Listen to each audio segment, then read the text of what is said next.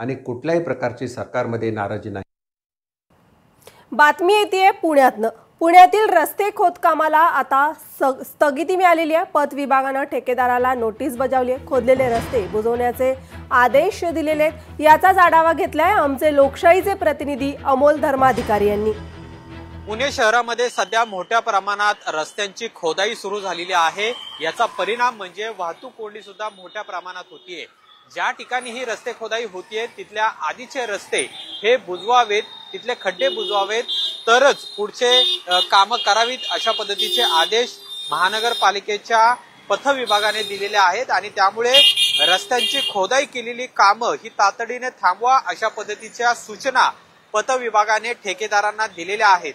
पुणे शहरामध्ये सध्या drainage line, CCTV बसवण्यासाठी ज्या केबल्स असतात त्या बसवण्याचं काम सध्या शहरातल्या अनेक भागांमध्ये सुरू आहे आणि अशा पद्धतीची रस्ते खोदाई केलेली आहे।